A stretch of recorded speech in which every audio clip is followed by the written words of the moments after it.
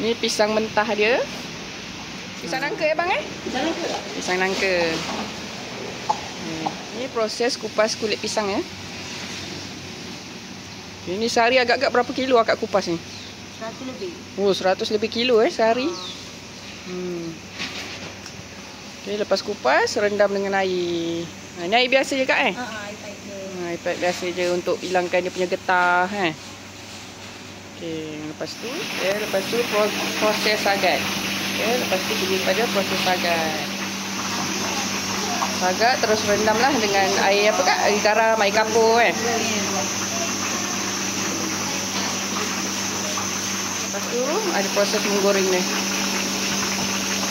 Ni sekali goreng berapa minit ni? Dalam 3 sampai 5 minit. Oh, 3-5 minit sekejap je dia dah garing, dah rangup.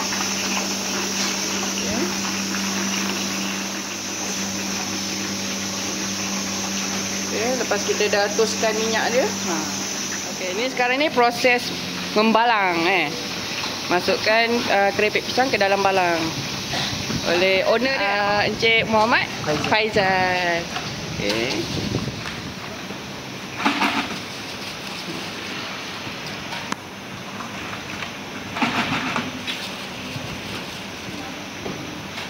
Penuh balang.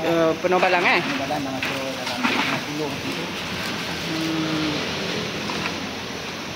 Okay, orang sekitar Melaka kalau nak order boleh dapatkan dekat nombor WhatsApp ni Faizal Adam Enterprise. InsyaAllah. Pisang ni makan memang insyaAllah. Tak ada apa yang komplain. Tak ada komplain ramai orang repeat order kan? Yang selalu banyak. Okey. Ni boleh beritahu harga sebalang bang? Harga sebalang 25. 25 Kalau atas 10 botol ke atas kita bagi 25 lah. Okey, insya-Allah.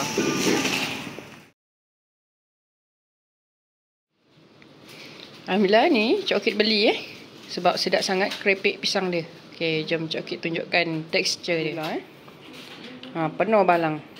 Okey, keripik dia penuh balang. Okey. Jom Cik Okit try satu. Bismillahirrahmanirrahim. Dengar tak rangup? Rangup. Lepas tu rasa dia tu ada masin-masin sikit, sedap. Cik Okit suka pisang ni. Cik Okit nak promotekan pisang Abang Faizal ni. Sangat sedap. Orang Melaka boleh order keripik pisang ni.